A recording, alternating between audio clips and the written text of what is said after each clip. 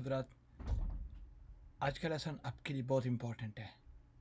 किस वजह से कि बहुत सारे लोग, बेशुमार लोग, तकरीबन सभी आप ये कह सकते हैं कि 99% लोग जो हैं वो इसमें गलती करते हैं सब्जेक्ट वर्ब एग्रीमेंट के हवाले से।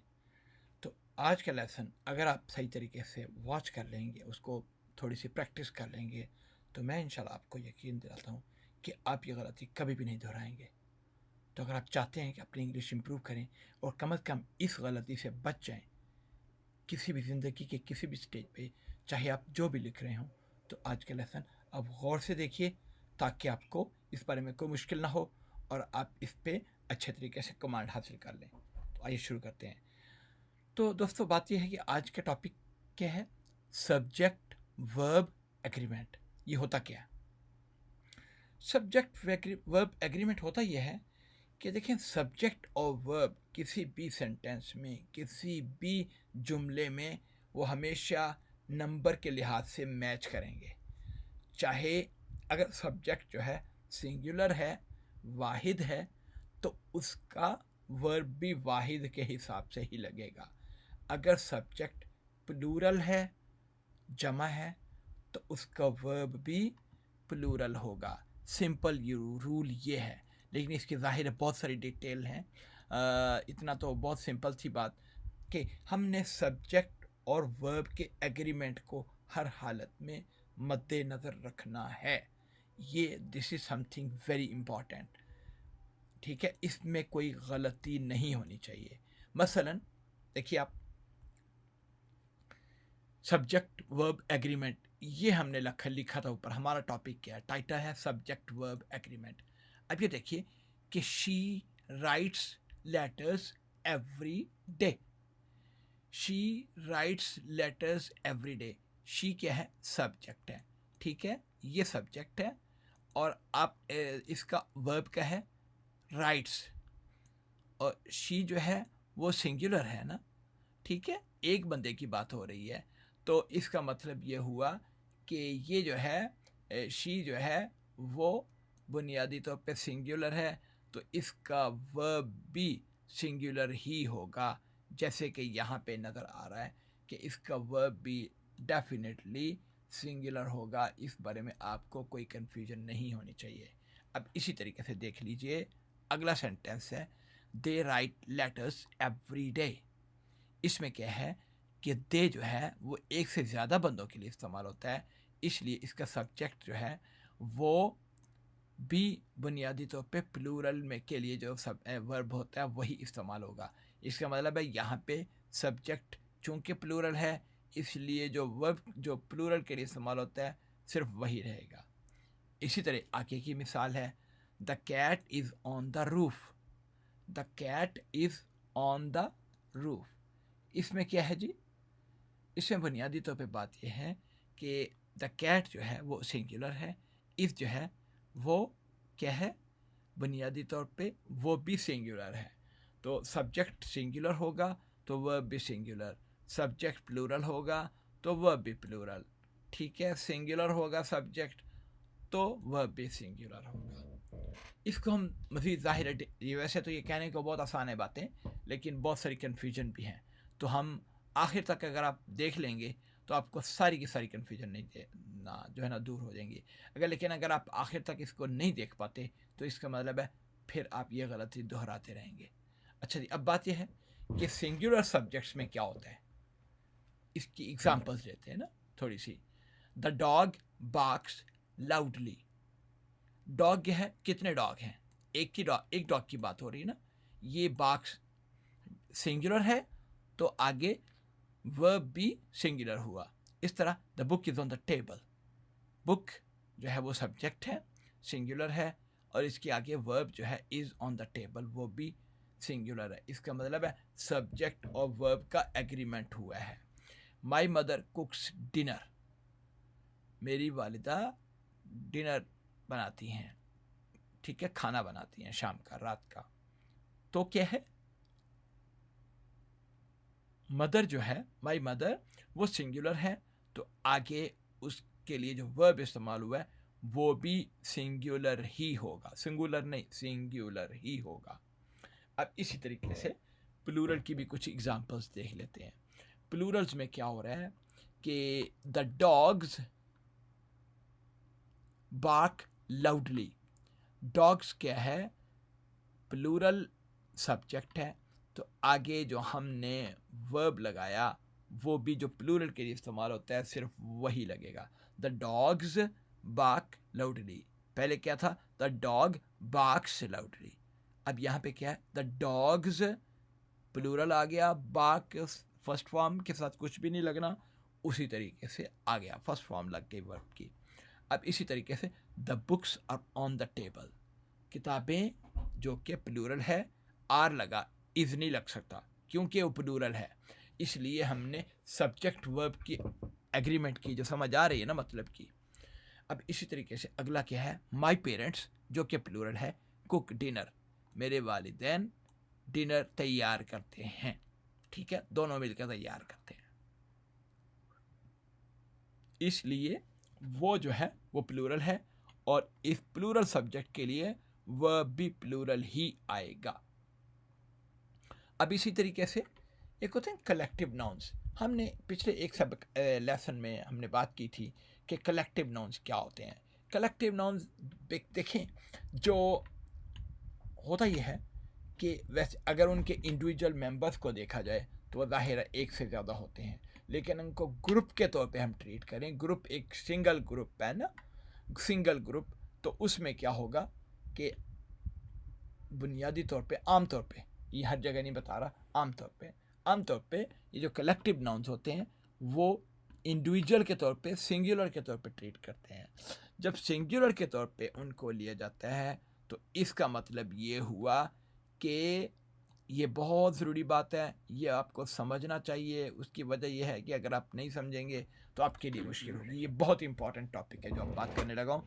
जो पहले जो बताई थी वो सिंपल थी बात, लेकिन अब थोड़ी सी मुख्तलिफ है, थोड़ी सी मुश्किल है। यानी कि जो कलेक्टिव नाउन्स हैं, टीम है, ग्रुप है, गवर्नमेंट है, गवर्नमेंट भी एक बंदे का नाम तो नहीं है ना, गवर्नमेंट सैकड़ों हज़ारों लाखों बंदों का नाम है, तो इसी तरीके से उसमें ना सिंगुलर ही इस्तेमाल होगा उसका वर्ब भी। मसलन the team is playing well, the team are playing well नहीं है, the team is playing well. The group has decided on a new plan, the group ये भी सिंगुलर था, has decided on a new plan. देखिए has जो है वो ज़ाहिर सिंगुलर के लिए इस्तेमाल होता है, हैव नहीं कहा हमने। इसी तरीके से फैमिली भी, ये भी एक प्लूरल नाउन है ना, फैमिली। कपल ये भी एक प्लूरल नाउन है, तो सॉरी सिंगुलर नाउन है, तो लेकिन कलेक्टिव नाउन है। तो कलेक्टिव नाउन है जो है वो हम इसको सिंगुलर के तौर पर ट्रीट करते हैं। The family is going on vacation, the family are नहीं, हालांकि फैमिली में एक से ज़्यादा मेंबर हैं जाहिर है, लेकिन the family is going on vacation, right. अब बात यह आती है कि अगर फ़र्ज़ करें दो सब्जेक्ट्स हैं, दोनों अलग-अलग से भले सिंगुलर हैं या प्लूरल हैं, अगर हम उनके दरमियान एंड लगा दें, जैसे कि यहाँ पे इस स्लाइड का टाइटल है, अगर हम उसके ऊपर साथ एंड लगा दें तो फिर वर्ब जो है वो प्लूरल इस्तेमाल होगा। मसलन Jack and Jill are going up the hill, ये पोइम भी पढ़ी होगी ना, सुनी होगी आपने शायद।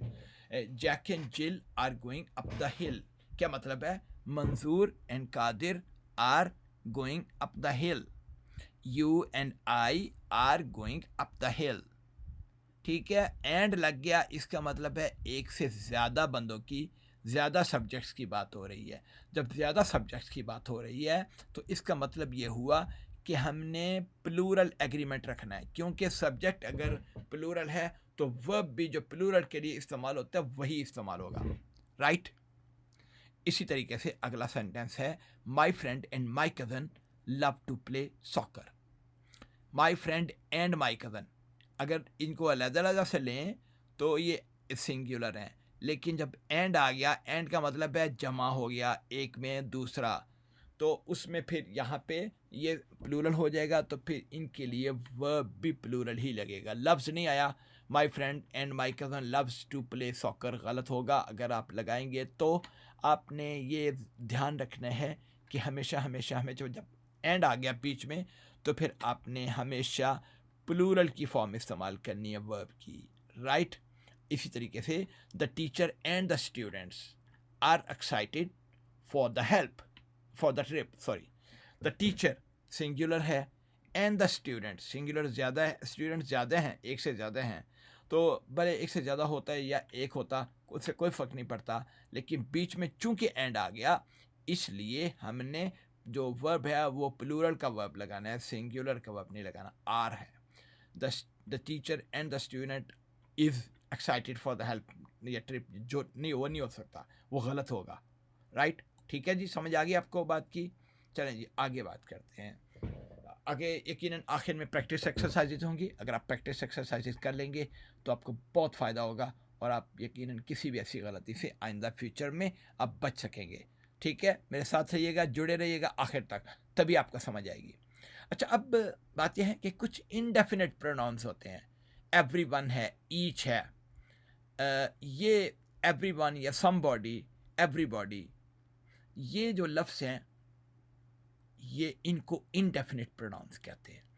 इनडेफिनेट प्रोनाउंस जो हैं उनके लिए वर्ब जो है वो सिंगुलर इस्तेमाल होता है, जमा नहीं, वाहिद का। कैसे? Everyone is invited to the party, पहली एग्जांपल्स यहाँ पे देख रहे हैं आप, everyone is invited to the party, everyone are invited to the party नहीं कहा हमने, अगर कहते तो वो गलत होता, इसलिए हम यही कह रहे हैं everyone is invited to the party. इसी तरीके से ईच ऑफ द स्टूडेंट्स, आप कहेंगे स्टूडेंट्स जमा है, ठीक है, इसमें कोई शक नहीं है, लेकिन चूंकि ईच आ गया, each of the students has a book, each, everyone, everybody, ठीक है, ये सारे के सारे इनडेफिनेट प्रोनाउंस हैं। तो जब इनडेफिनेट प्रोनाउंस आ जाएंगे तो फिर हमने सिंगुलर वर्ब लगाना है, has a book, each of the students has a book, यानी कि जितने भी भले सैकड़ों नहीं हज़ारों लाखों स्टूडेंट्स होंगे तब भी वो उनको इंडिविजुअली ले रहा है। जब इंडिविजुअली ले रहा होगा, अलग-अलग से एक बंदे के तौर पे ले रहा होगा ये बोलने वाला सेंटेंस, ये बंदा जो बोल रहा है सेंटेंस, तो इसलिए फिर हम उसके वर्ब को भी सिंगुलर लेंगे। Each of the students has a book. इस तरीके से भाई कहते हैं दरवाजे पे कोई आया है, somebody is at the door, somebody are at the door अगर कहेंगे तो वो गलत होगा और यकीनन आपके मार्क्स कटेंगे अगर आप एग्जाम में ऐसे लिख देते हैं, इसलिए आप इसको बहुत अच्छे तरीके से याद कर लीजिए। आप कंपाउंड सब्जेक्ट्स से, अब बात यह है कंपाउंड सब्जेक्ट्स में क्या होता है। कंपाउंड सब्जेक्ट्स में होता यह है कि अगर और या नॉर का लगाएं, नीदर नॉर, ईदर और, अगर इस तरह कर दें तो फिर क्या होगा कि जो नज़दीक तरीन जो सब्जेक्ट होगा वर्ब उसको फॉलो करेगा। अगर नज़दीक तरीन का सब्जेक्ट सिंगुलर होगा तो वर्ब भी सिंगुलर ही होगा। अगर नज़दीक तरीन जो और के बाद, और या नॉर के बाद का जो वर्ब होगा, अगर वो ना ये है कि अगर उसके साथ वो किसको फॉलो करता है, वो नियरेस्ट सब्जेक्ट को करता है, जो नज़दीक तरीन सब्जेक्ट होता है। अगर नज़दीक तरीन प्लूरल है सब्जेक्ट तो फिर हम ज़ाहिर है वर्ब भी प्लूरल ही इस्तेमाल करेंगे। मसलन neither the teacher nor the students, neither the teacher nor the students, nor जो हमने देखें इसमें आ गया नॉर, तो इसके करीब तरीन जो आगे इसके बाद जो आ रहा है सब्जेक्ट वो द स्टूडेंट्स है। स्टूडेंट्स चूँकि एक से ज़्यादा की बात हो रही है तो इसका मतलब ये हुआ कि आर लगेगा, वर्ब की प्लूरल फॉर्म लगेगी। क्यों? नॉर के फ़ौरन बाद जो सब्जेक्ट लगे वो प्लूरल था, इसलिए ये भी प्लूरल होगा। मसलन ईदर द मैनेजर और the assistant is responsible, either the managers फ़र्क और हम क्या देते हैं, और द असिस्टेंट इज़ रिस्पॉन्सिबल, फिर भी इज़ ही लगना था। उसकी वजह क्या है? उसकी वजह यह है कि असिस्टेंट के फ़ौरन ये और के फ़ौरन बाद, सॉरी, ये और के फ़ौरन बाद द असिस्टेंट जो आया है वो सिंगुलर है, तो इसलिए इसका वर्ब भी सिंगुलर ही लगेगा। ठीक है जी। इसी तरीके से neither the cats nor the dog is outside, ना तो बिल्लियाँ ना ही कुत्ता बाहर है। तो यहाँ पे क्या हुआ कि डॉग जो है वो सिंगुलर है, चूँकि वो नॉर के बाद आया है ना, नॉर के बाद चूँकि जो लफ्ज़ वो सब्जेक्ट आया है वो सिंगुलर है, इसलिए इसका वर्ब भी सिंगुलर होगा। क्लियर? ठीक है, अच्छे तरीके से समझ गए हो बच्चों? अगर नहीं समझ आएगी तो अभी इस वीडियो को पॉज करो और नीचे कमेंट बॉक्स में लिखो कि नहीं समझ आएगी, दोबारा एक्सप्लेन करें और मज़ीद एग्जांपल्स दें, तो मैं आपके लिए तैयार कर दूंगा एग्जांपल्स। ठीक है जी? ओके, हाँ जी। अब मिक्स सब्जेक्ट्स होते हैं।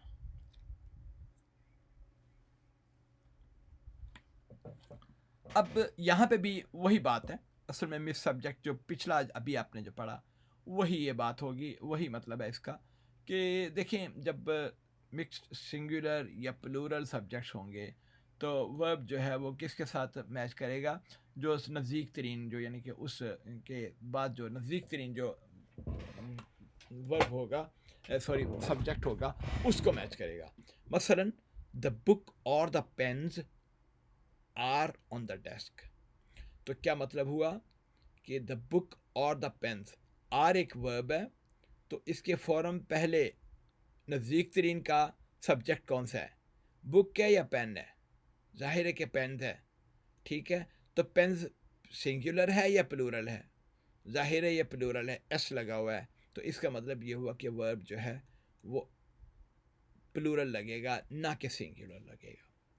इसी तरीके से आप आगे देख लें, द डॉग और the cat is in the room, हमने वर्ब के लिहाज से देखना है। इज़ जो है ना वर्ब है, इज़ एम आर पता नहीं क्या लगना है, अभी हम डिसाइड कर रहे हैं अभी। तो ये वर्ब की जगह है। इस वर्ब के करीब तरीन, ये बात आपने ध्यान में रखनी, करीब तरीन सब्जेक्ट कौन सा है, सिंगुलर है या प्लूरल है? तो अब ये देखिए द कैट, ये एक सिंगुलर है, इसलिए यहाँ पे इफ़ जो है वो सिंगुलर लगा, यानी कि इफ़ जो वर्ब है वो भी सिंगुलर लगा। अब इसी तरीके से अगर अगला देख लीजिए, ईदर द स्टूडेंट्स और the teacher is going to speak. अब वर्ब जो है यहाँ पे आ रहा है, हाईलाइट किया गया है, इसके नज़दीक तरीन जो है सब्जेक्ट कौन सा है? टीचर है ना, स्टूडेंट्स तो नहीं है, स्टूडेंट्स दूर हैं लेकिन टीचर करीब है, तो इसका मतलब ये हुआ कि यहाँ पे सब्जेक्ट चूँकि सिंगुलर है इसलिए वर्ब भी सिंगुलर का ही लगेगा। फर्स्ट करें ये होता ईदर द टीचर और द स्टूडेंट्स, ये नहीं कह सकते थे is going to speak, no never ever. क्यों? उस सूरत हाल में वर्ब के करीब तरीन जो है वो स्टूडेंट्स होता, तो स्टूडेंट्स चूँकि जमा है, प्लूरल है, इसलिए हमने उसके साथ इज़ लगाना था, ना कि आर लगाना था। ठीक है, सॉरी आर लगाना था। क्यों? स्टूडेंट्स जो है वो प्लूरल है, इसलिए हमने फिर कहना था ईदर द टीचर और the students are going to speak. लेकिन चूंकि इस वर्ब के करीब तरीन का जो सब्जेक्ट है वो सिंगुलर है, द टीचर, एक वाहिद टीचर ना, इसलिए हमने इसकी सिंगुलर की फॉर्म लगाई। राइट? अब इसी तरीके से अगला भी ऐसे ही है, आप अच्छे तरीके से समझ लो आप। मसलन the group that meets every week is discussing a new project. यहाँ पे आप देखो कि कौन डिस्कस करता है अ न्यू प्रोजेक्ट को? जाहिर है डिस्कस करना एक काम है ना, यानी कि वो कौन डिस्कस कर रहा है इसमें? The group.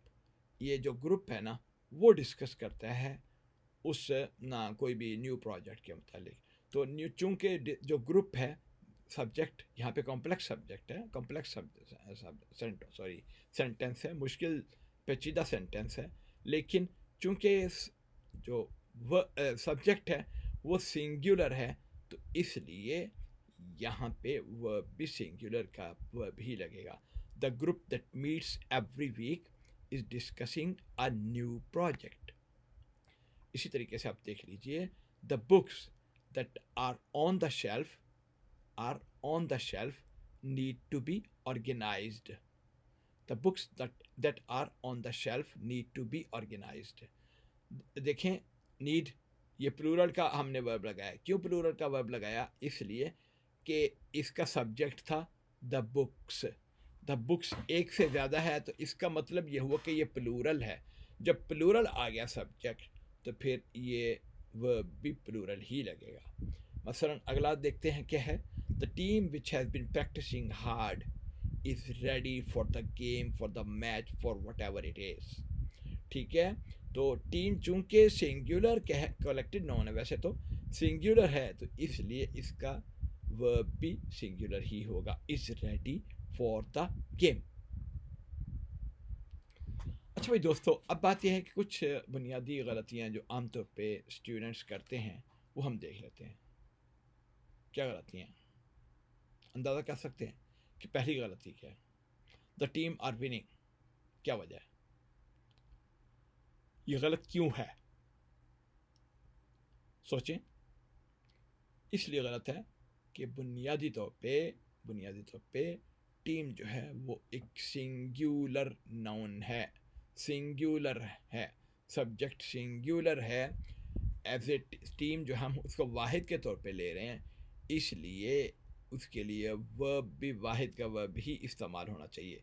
The team is winning, ये नहीं कह सकते हम द टीम आर विनिंग। इसी तरीके से द टीचर्स और द सब्जेक्ट, द टीचर्स और द स्टूडेंट आर कमिंग।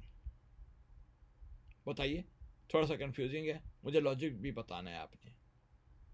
देखें, टीचर्स जो है वो प्लूरल है क्योंकि एस लगा हुआ है, और स्टूडेंट जो है वो सिंगुलर है, तो राइट यहाँ पे आर लगा हुआ है, तो जुमला गलत है या सही है?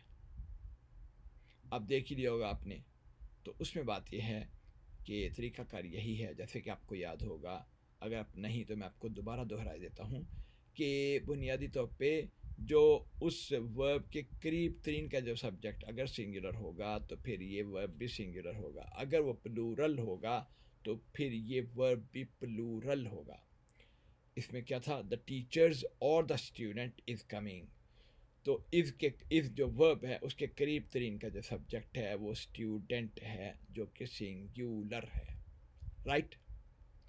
अच्छा जी, इसी तरीके से क्या होगा, neither the dog not the cats was hungry. क्या ख्याल है, बताएं कि ये जुमला गलत क्यों है? अंदाज़ा है कुछ? सिंपल सी बात है कि नीदर द डॉग, नॉर के फ़ौरन बाद हमने कहा था, नॉर के फ़ौरन बाद जो सब्जेक्ट होता है वो सिंगुलर है या प्लूरल है, उसी हिसाब से आगे हमने वर्ब भी लगाना है। तो यहाँ पे देखें, नीदर द डॉग, डॉग चूँकि सिंगुलर है, नॉर द कैट्स, कैट्स जो है वो एस लगा दिया, प्लूरल लगा दिया, तो फिर इसलिए वर एंग्री होगा, ना कि इज़ वॉज एंग्री हो। ठीक है, सिंपल बात समझ आ गई? अगर नहीं समझ आई तो प्लीज़ बताइएगा। अच्छा, अब बात यह है कि थोड़ी सी और हम प्रैक्टिस कर लेते हैं। मसलन the dog and the cats, the dog and the cat runs around the house, इसका क्या सही होगा? क्यों? ज़ाहिर है नज़र आ रहा है, इसलिए आप जवाब देने में तो बहुत आसानी है, लेकिन इसका लॉजिक भी बताएं ना कि लॉजिक, किस लॉजिक की वजह से ये जुमला गलत था और किस लॉजिक की वजह से इसको the dog and the cat run around the house ये आया। किसी को मालूम है, याद है कुछ? सिंपल सी बात है, अभी हमने देखा था कि एंड लगा था बीच में, ठीक है, एंड लगा था। जब एंड लग जाए दो सब्जेक्ट्स के दरमियान तो फिर हमेशा हमेशा हमेशा उसका वर्ब भी जो प्लूरल का ही लगेगा, चूँकि एंड का मतलब ये एक से ज़्यादा ना की बात हो रही है। इसी तरीके से अगला जो ना एग्जाम्पल है, neither the teacher not the students was ready. हाँ जी, अब क्या भी गलत, यहाँ पे क्या गलती है? देखिए, वर्ब के करीब तरीन का जो सब्जेक्ट था वो प्लूरल था या सिंगुलर था? वर्ब कौन सा है? वॉज। ठीक है, वॉज होगा, वर होगा, फ़िलहाल हम नहीं कुछ भी कह सकते, लेकिन वॉज के करीब तरीन जो सब्जेक्ट था वो सिंगुलर था या प्लूरल था? तो देखिए, स्टूडेंट्स था, तो इसका मतलब ये हुआ कि ये प्लूरल था। जब प्लूरल था तो फिर वर्ब ने भी एग्री किए बिना उसके पास कोई चारा नहीं है, इसलिए उसको भी प्लूरल के लिए इस्तेमाल होना पड़ेगा, ना कि सिंगुलर के लिए। अब इसकी मिसाल आप देख लें कि उसने किस तरह करेक्ट किया है। Neither the teacher not the students were not is. हालांकि सिंगुलर है टीचर, लेकिन स्टूडेंट्स चूँकि जमा आ गया इसलिए वर लगाया हमने, वॉज नहीं लगाया। अच्छा जी बच्चों, दोस्तों, अब अगला क्या है, एवरीवन इन द क्लास। ये बहुत दफ़ा ये गलती करते हैं लोग। Everyone in the class has done their homework. अब देखिए एवरीवन का मतलब है एक से ज़्यादा, बहुत सारे लोगों ने ना इसमें वर्क किया है, होमवर्क किया हुआ है। आज का जो है ना वो लेसन काल का जो सबक टीचर से मिला वो किया हुआ है। अब लेकिन यहाँ पे सोचने वाली बात है, एवरीवन, एवरीबॉडी, समबॉडी, नोबॉडी, ये जो लफ्ज़ हैं ये इनडेफिनेट प्रोनाउंस कहलाते हैं। अभी 2-3 स्लाइड्स पीछे हमने बात की थी। तो जो इनडेफिनेट प्रोनाउंस के साथ हमने सिंगुलर का सब्जेक्ट लगाना है, ना कि प्लूरल का सब्जेक्ट लगाना है। इसमें क्या मतलब है, everyone in the class has done their homework. ठीक है जी। तो उम्मीद है आज का लेसन आपको समझ आया होगा। तो जैसे कि मैंने आपको बताया था कि अगर आप ये लेसन पूरी तरह कर लेते हैं तो आपको इस सब्जेक्ट की, इस टॉपिक की बहुत अच्छे तरीके से समझ आ जाएगी और आप यकीनन इससे फ़ायदा उठा सकेंगे और अपनी अंग्रेज़ी इम्प्रूव कर सकेंगे। तो इंशाल्लाह मिलते हैं अगले लेसन में। उस वक्त तक के लिए आप ज़्यादा से ज़्यादा प्रैक्टिस कीजिए। अगर कोई सवाल हो तो हमें पूछिए इस चैनल पे, तो हम इंशाल्लाह कोशिश करेंगे आपको इंडिविजुअली या एज ए होल आपको एक और वीडियो के ज़रिए उसका प्रॉपर जवाब देने की कोशिश करें। तो ठीक है जी, मिलते हैं। उस वक्त तक के लिए अल्लाह हाफिज़ और अस्सलाम वालेकुम।